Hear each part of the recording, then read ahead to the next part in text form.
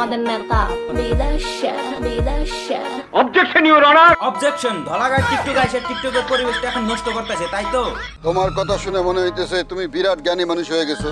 জি না, আমি জ্ঞানী মানুষ নই। আপনি একবার নিজে কানে শুনে নন ধলা গাইটা কি বলে। Guys, guys, guys, guys, guys, guys, guys, guys, guys, guys. গাই তো গাইস, এখন আমরা ট্রেন্ডিং কাঁপানো ধলা গাইকে রোস্ট করবো, যাকে নাকি খুঁজা দিলে মিলিয়ন মিলিয়ন ভিউজ আছে। যখনই দেখে আইডির ভিতর কোনো ভিউস আসে না, তখনই আমার নিয়ে খোঁজ আমার একটা ভিডিও বানায়। বড় বড় মডেল গাইস, ধলা গায়ের কথা বলা গুলো কি কিউট কিউট, তাই না? কিউট কিউট নায়িকা, ধলা গায়ের নেকামিটা কি সেক্সি লাগে মাইরি। সুন্দরী সুন্দরী আপা। আরে আপা, আপনিও কিন্তু সেই সুন্দরী। তোমাদের বলতেছি তোমরা আর 16 Pro Max কিনতে পারবা না। কারণ কি জানো? কারণটা আমি বলতেছি, আপনি একটু দাঁড়ান।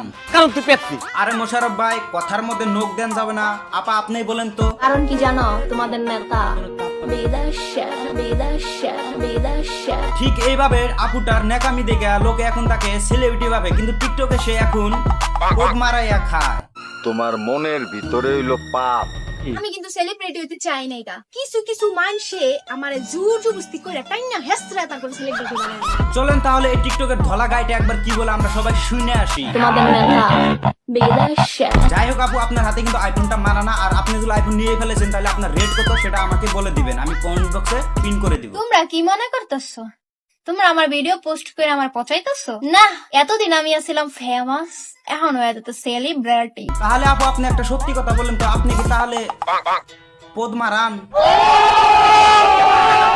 শীতকাল তো আবতেছে, কয়দিন পর পর গোসল করবা? আপনার মতন সুন্দরী একটা বউ থাকলে আমি প্রতিদিন গোসল করতাম।